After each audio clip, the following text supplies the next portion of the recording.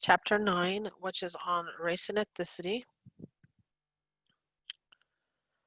So when we're looking at race and ethnicity, what is the difference in between it? Is there a difference? It's one of those situations to where it's split in kind of like the myth in regards to the dominance versus reality versus variety versus pure race type aspects, right? So when we're looking at the myth of reality, we're looking at the reality of human versus variety. Um, with 7 billion people that we have in the world, right? We have such a variety of human shapes, colors, size, color of skin, all shades between,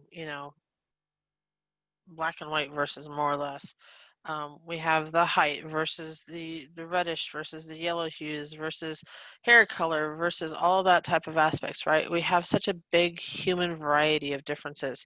Um, we have such a diverse type aspects. So when we're looking at race, race is considered a group whose inherited physical characteristics distinguish it from other groups, right? We're looking at the physical differences. That is race. When we're looking at the aspects of cultural characteristics, right? Cultural characteristics are characteristics between one group of people from the other. So one is more of cultural, one is versus inherited physical. So when you're looking at it, ethnicity refers to the culture aspects. The race refers to the inherited physical aspects. So, like I said, we have a variety of human type aspects. The myth in regards to pure race, and especially what's going on right now in regards to our lovely society, there is no such thing as a pure race. Um, like I said, when you're looking at race, inherited physical characteristics, and that's where people kind of get confused. Oh, my race is this. Really? Because we're all different. It's one of those situations. So it's kind of that myth in regards to people not fully understanding in regards to the textures of the skin color, the hair texture, the nose shape, the head, eyes, whatever it may be. Those are what you're looking at race. Physical inherited characteristics, right?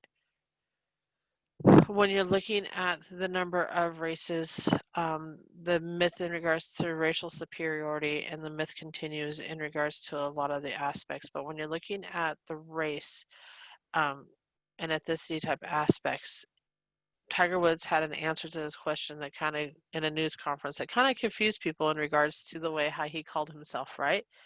And if you look at the word and you're like looking at it like, what? He's like, you know what? This is how I identify myself because I'm a combination of Caucasian, Black, Indian, and Asian, right? He doesn't consider himself this one race. It's one of those situations to where his physical characteristics is a mixture of his families. His ethnicity is a mixture as well. So it's that, culture type aspect. So when you're looking at race and ethnicity, you're looking at the physical characteristics and your cultural heritage. So it's not one or the other. It's a lot of the mixtures in regards to it. So that's where a lot of you get a lot of myths in regards to there. Not only that, when you're looking at race, are these two Brazilians? Well, who's to say? Race is different from her mother's race. It's one of those situations where this exemplifies race, inherited physical, is unreliable as concepts in regards for geographic type aspects. Um, it kind of gets rid of that mythical type aspects like, oh, well, if you're from here, you should look like this. I had a friend growing up that I went to school with. Both of her parents were Hispanic. She was Hispanic as well, but they fit the myth of what Hispanics look like. The typical dark hair, darker skin color, the language type aspects. But however, their daughter was blonde hair, blue eyes, and very lighter skin than me. You know, but she didn't fit that characteristics of being Hispanic. So everybody in school, and I still remember this very clearly, elementary school is brutal, guys.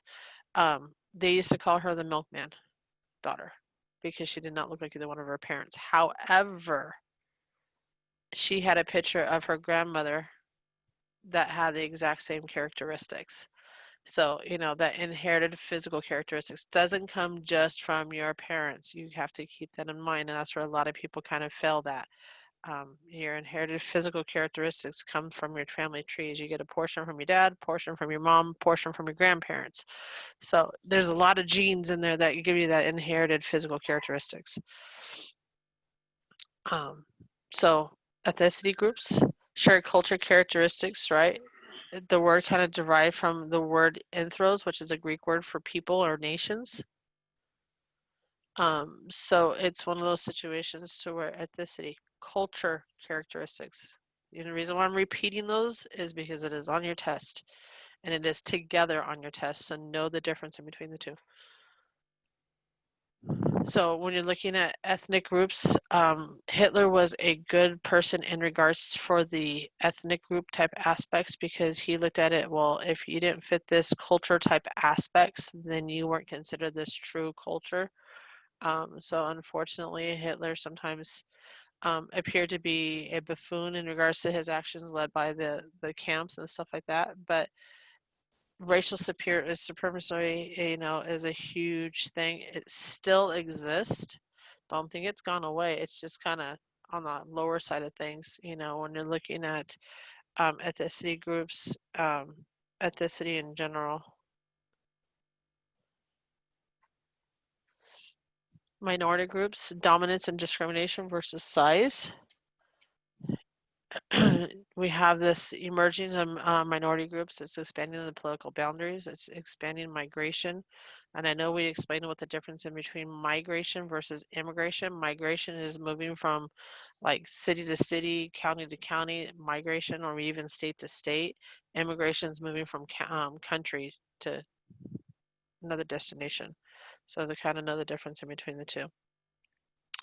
Um, but when you're looking at the minority groups and dominant groups, in regards to race and ethnicity and the perception in regards to behavior, here is a photo of Jews in Ethiopia waiting for their immigration, not their migration, immigration into Israel.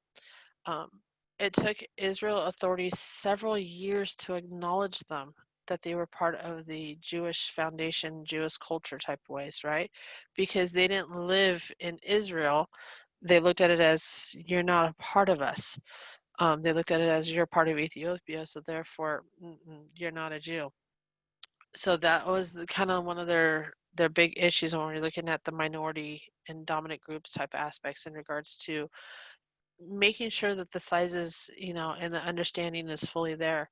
You still have the superiorities that try to dictate in regards to what is the truth in regards to that race and ethnicity influence aspects. So ethnic groups are very difficult when you're looking at the sense of ethnicity. A low sense is a part of the majority, greater power, similar to nation's identity. There's really no discrimination. But when you have smaller numbers, less power, different from nation's identity, you'll have more discrimination. We in the US tend to kind of fall in the middle.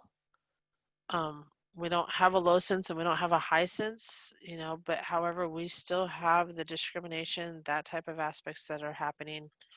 You know, we have a dominant group, we have a minority group, and that type of thing, unfortunately, is still exists. And when we're looking at dominant groups, it's basically is a group with the most power, greatest privileges, and highest social status. So you still have this heightened sense, more or less, right? So, and I'll repeat that, a dominant group is the most power, greatest privileges, and highest social status. Um, but there's two ways that can become, like I said, a minority. Oops, wrong way. Two ways, right, that a group can become a minority group. Both involve, one way or another, it has to do with geographic. If you really think about it, when you're looking at the geographic aspects, one more. It's geographic, it's that migration, it's moving across. The other one is the political boundaries, understanding more of the political boundaries type aspects. So ethnic works. We are actively designing to discover, enhancing, maintaining, and transmitting our ethnic and racial, identity. We are trying so hard to get back into our natural history roots and that type of aspects. We want to make sure that um, our younger generation understands the um, full aspects of our history of our life, of where people come from. As you get contact to your roots, the more that you feel alive, believe it or not. I was just telling my husband probably not too long ago that I would love to know more about my Native American, more of my roots type aspects. I would like to know exactly what tribe, all of that. I have a family member that has all of it. It's just I have to track that family member down because I don't have their phone number, and to be quite honest, I don't even know if they're still around because they're so far down my generation tree and not everybody communicates with everybody. But it's one of those situations I wouldn't mind to know exactly, what percentage, how much percentage I actually have of Native American in me. But it's one of those situations. As you can identify some of the ways, like this grandmother's trying to help her granddaughter, appreciate the African American heritage here. You can see the colors, the schemes, the hairstyles, the beading, the clothing, the doll even. Um, I don't know if anybody ever pulls up or ever, I have to point this out every now and again. The bananas. The bananas have an aspect in this as well, right? Um, it's one of those situations she's given it all of that heritage, all of that ethnic work, right? You want to know. The other aspects when it comes to Single de Mayo, like I mentioned, it's not just a celebration to drink back the beer. There's actually a more of a purpose behind it. There's actually roots that go to it, right? The ethnic identities, people are trying to share it more. You have parades that go on now to try to share that type of aspects. Same thing with the Native Americans, and it's one of those situations whenever I see like the dancing or the music or something like that, it's kind of like I thrive and kind of go there. It's just something that like a calling, I guess you could say. But people are starting to become more out and about in art festivals, that type of thing. They're more willing to share that ethnic work. They want their history out there. They want to share it with everybody. Those roots, the aspects of understanding. So that's what that is. The ethnic work type identity. Understanding the difference, understanding what's behind it. And I laugh and I tell students, what if I showed up like this in class? What would you guys do? And I had students kind of like look at me like a little funky and a little weird, like, no, please don't. No, I wouldn't show up to class like this. But, if I did, it would be me wanting to do that ethnic work, share that history, right? That identity. So when we're learning prejudice and discrimination, there is a difference in between the two. Please note there is. When you're looking at discrimination, you're looking at the act of unfair treatment, right, directed against an individual or a group. That is discrimination. When you're looking at prejudice, it's an attitude or prejudging, usually in a negative way. So this is distinguishing between the prejudice and discrimination when you're looking at it. Discrimination is unfair treatment. Prejudice is literally a negative attitude. Where do we learn prejudice? Right? We learn it from associating with others. We learn it in our environment, unfortunately. We kind of pick up the behavior because others think that it's okay, so therefore I can act this way too. So that's where the prejudice kind of comes into. But when you're looking at racism, racism is also both. It falls in between prejudice and discrimination as well. It falls underneath both categories because it's prejudice and discrimination on the basis of race. And depending on how you do it, you're either going to do a discrimination act or you're going to do a prejudice act. But you're doing it based off of racism, unfortunately, right? Internalized dominant norms, you think that basically that the dominant aspects is, you're better than anybody else, unfortunately. Um, Individual and institutional prejudice, there has been some aspects in regards to the home mortgages that will discriminate. There's been home health care that actually discriminates as well. But when you're looking at the aspects of just the prejudice and discrimination, you also have this contact theory, right? The contact theory indicates that prejudice will decrease um, and relationships improve when individuals of different race and ethnicity backgrounds who are equal status interact more frequently. We are, like I said, we are a multi-race and ethnicity type aspects. Um, so it's one of those things.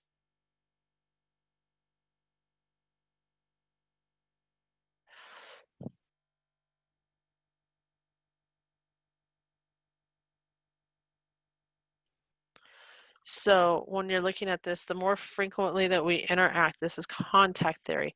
The more that, if you think about it, elementary kids, schools, they could care less in regards to if you're purple, green, yellow. They don't care what color you are. They just want to play. Where does this prejudice discrimination actually kick in? Think about it. Think about when you're in elementary school. Did you care about what color or race and ethnicity anybody was? No. You just wanted to play. As recess time, let me out, let me go, right? When does it change? If you think about it, your mentality kind of gets triggered around sixth, seventh, eighth, right? It's learned behavior. You get the cliques, you get the different mentalities, you get all of that aspects. However, should this change, you still have to communicate with one another. You still engage with one another. So what difference does it make? It's kind of one of those aspects. It's like it drives me crazy when I see it. Trust me, I work in the schools, and it's just like I want to take some of those kids and just clunk their heads together and kind of come out of the world and come back down to reality. Like, they are still an individual person. They're still your friend. You're just being a punk. So it's kind of one of those situations where it's like it drives me crazy because they're judging somebody and they're being in a negative way because of their skin color. It just drives me crazy. But like I said, it's learned behavior. So where do they learn it from? Where does it start?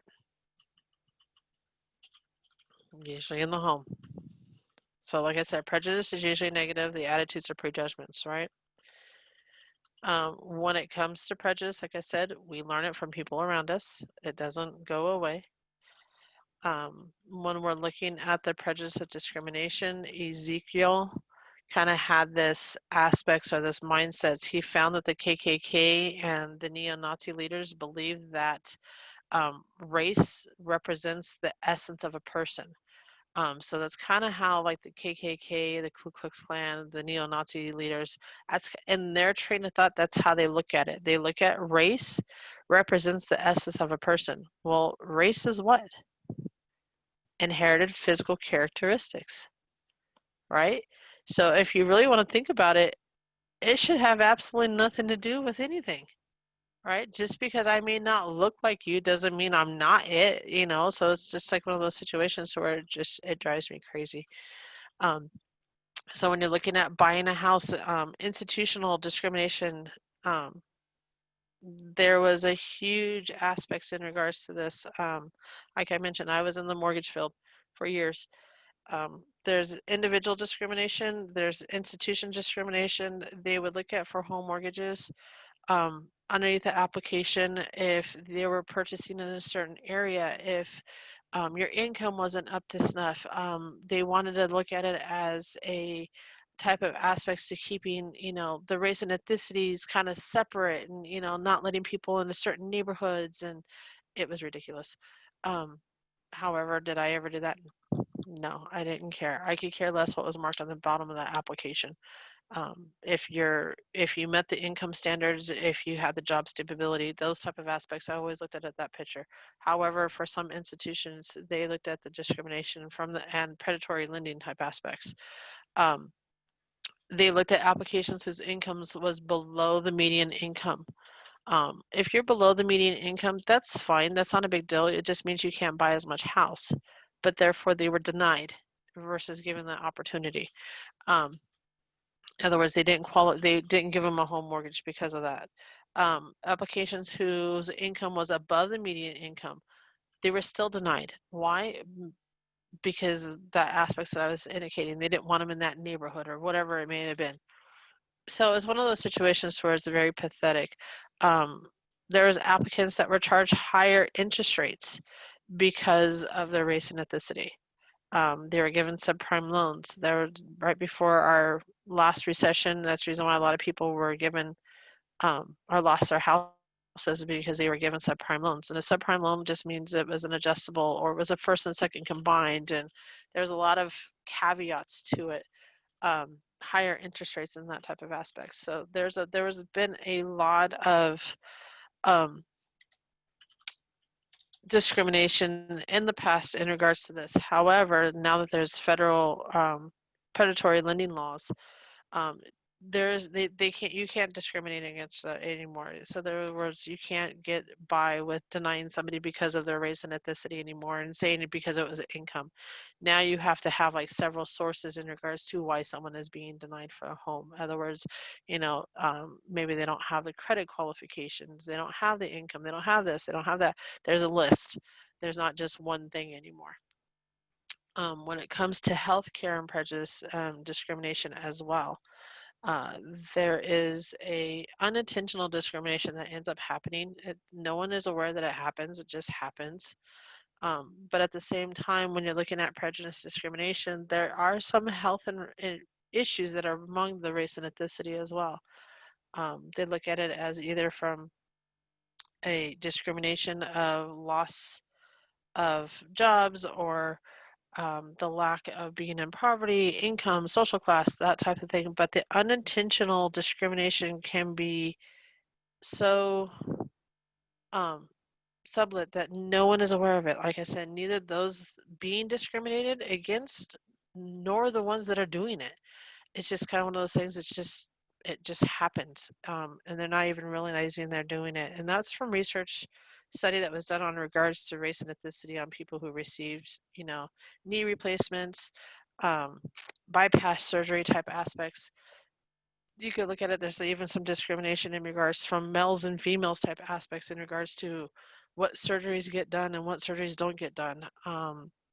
Life expectancies in regards to some in regards from race and ethnicity from men and female type aspects in regards to doctors in regards to who will give females hysterectomies versus the ones that won't. It goes into a higher hierarchy. There's a big hierarchy in regards to this in regards to the discrimination aspects in regards to not just race and ethnicity, but it also goes off of gender bias as well. So, and then you put on the race and ethnicity on top of the gender bias, and you get this big old picture in regards to the aspects in regards to the discrimination. But the unintentional discrimination, like I mentioned, no one is aware of it. It just happens. It's so, people don't realize they're being discriminated, and people that are doing it don't realize they're doing it as well. So when you're looking at theories of prejudice, frustration, scapegoats. This is from the psychological perspective. They look at for the scapegoats, the basically individuals or groups unfair blame of someone else's troubles. Frustrated, they want that kind of to go away. They look for that authoritarian personality type aspects. They want that person they want to be that person in charge. They want to be um, people who are prejudiced and rank high on scales of conformity, and tolerate insecurities, respect of authority, submissionness to superiors. They have that authoritarian personality. They have that, I'm above everybody else. That's the psychological type aspects. When you're looking at the sociological aspects, you're looking at it from the aspects from a functional type, right? Functionalism. You have also the conflict side, and then you also have the symbolic side. But when you're looking at it all, how do you look at it from a functional side? What is so functional about the theories of prejudice? What's functional for it? What's the purpose for it? Right? You have television shows, you have documentaries, you have so much in regards from a sociological perspective in regards to the aspects of prejudice and discrimination, right? Um, we have World War One, we have the victors from Germany, right? We've had from Nazis, we've had from KKKs, right? It's been part of our function of society. We've kind of learned to just function with it. However, we've had also from the practical type aspects as well. We have obviously our law enforcements in that aspects, but when we're looking at it from a conflict side, you can look at it from like a split labor type market type aspects.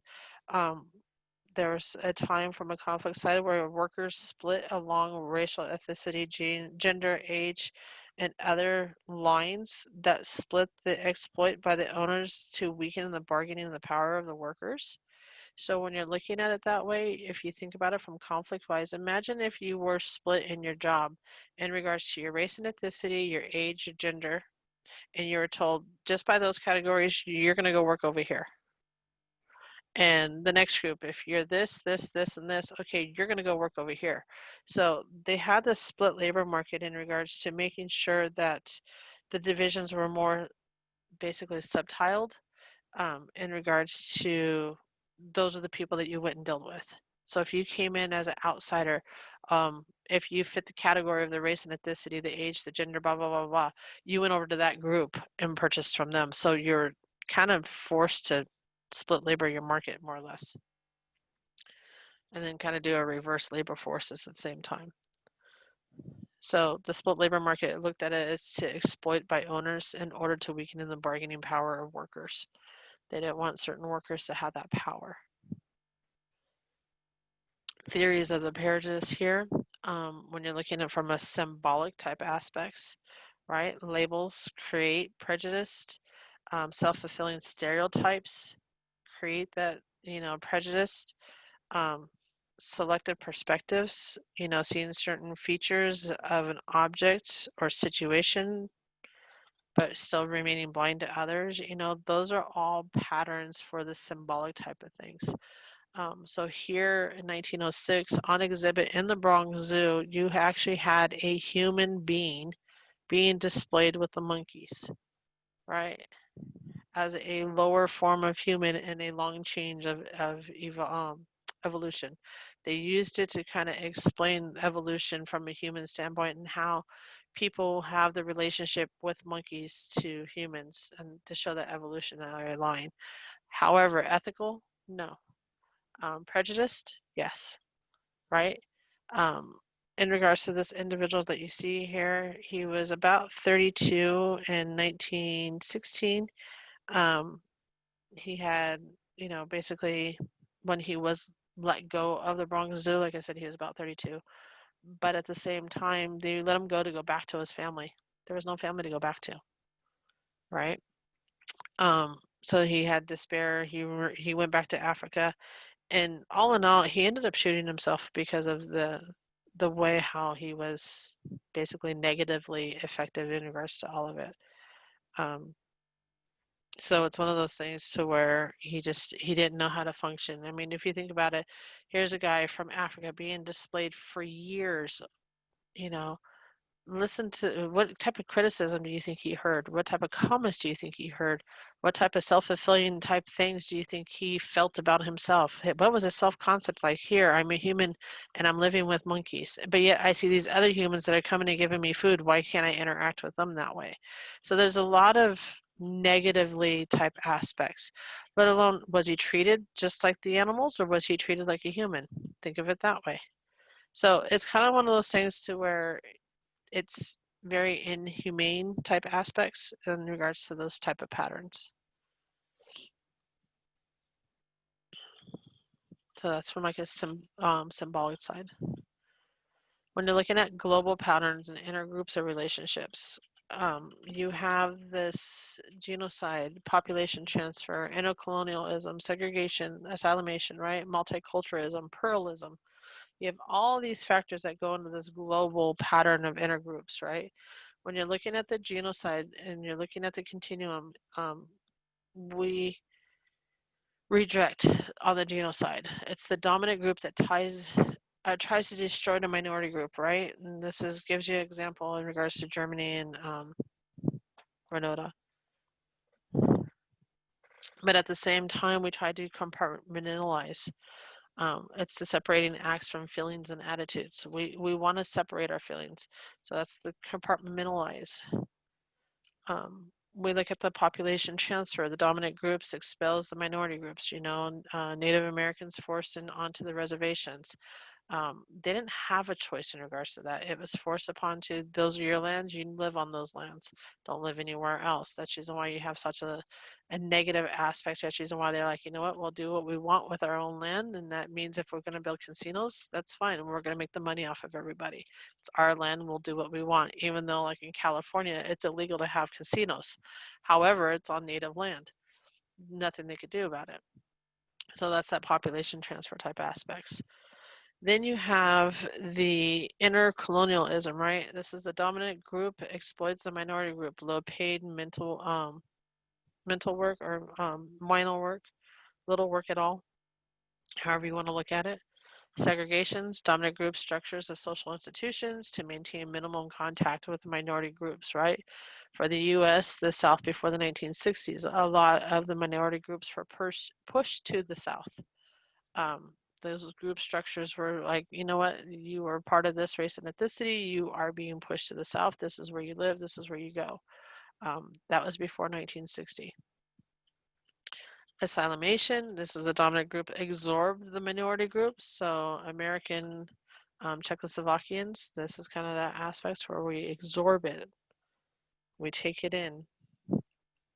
And the other one is the dominant group, which is the multiculturalism, pluralism, right? Dominant group encourages race and ethnicity variations. When successful, there's no longer a dominant group. There's Switzerland. I call my house Switzerland. You come to my house, I don't care who you are, what you are. You know what? You're going to talk, you're going to get along. I don't care. It's one of those situations. There is no prejudice, there's no discrimination, there's no talking crap. Sorry. It is what it is, right? So when you get into that multiculturalism, that more pluralism state, you're more in the humanity aspects and you're more accepted. It doesn't care. It doesn't matter what you look like, what culture you come from, right? Multiculturalism. So it kind of gives you a breakout in between all the different type of patterns of inner groups and relationships in regards to kind of where we've been to kind of where we progress, kind of where we're in betweens, right? And when we're looking at the genocide, like it's saying, it's labeling a large or interfering facility. It's that labeling aspects. Population transfer, it could be indirect transfer, direct transfer. Direct transfer occurs when dominant groups expels a minority, right? That's a direct. Indirect is basically achieved by making life so miserable for members in a minority group, they just end up leaving. All right, there's the two difference. When you're looking at the Japanese Americans relocation camps and the Native Americans forced to the reservations, you can kind of see how one is as indirect and one is a direct. Direct, dominant groups exposed to the minority. That's the direct of the Native Americans forced on the reservations. They were forced to do it. Direct. Indirect would be more the Japanese Americans relocating. They're helping them relocate. It was just so miserable for them that they're just like, you know what, just send us back. Excuse me. When you're looking at intercolonialism, you're looking at the exploitation, right? And you're looking at the policies, minority groups, like I said, from an economic gain. You want some type of an economic gain behind it. Segregation is considered separate and unequal. And asylumation, you can have a forced asylumation and permissible. Right, a force is a dominant group refuses to allow a minority group to participate in in its religion, to speak the language, to follow its customs. That is basically a forced.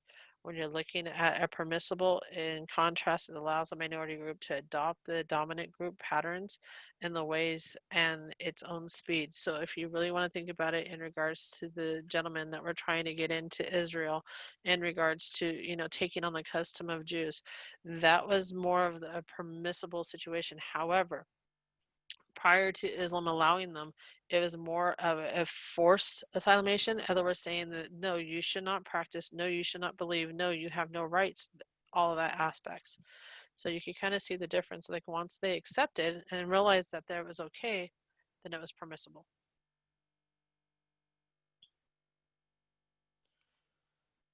like I said, multiculturalism, Switzerland.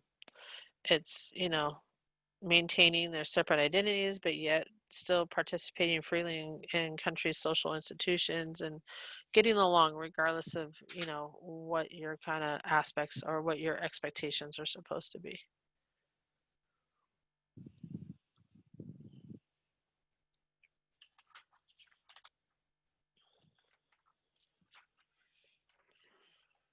When you're looking at it, we'll break this down from a racial ethnicity relationships in between the US. So we'll look at it from a European American type aspects, Latinos, Hispanics, African Americans, Asian Americans, Native Americans. We'll break it down from each one in regards to kind of what permits and what doesn't and that type of aspects. But let me go back one. But when we're looking at the multiculturalism in between all these, think of it as it permits or encourages ethnic differences.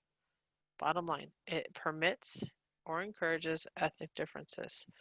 I mean, by all means, like I said, it's one of those situations to where we want that common ground type aspects.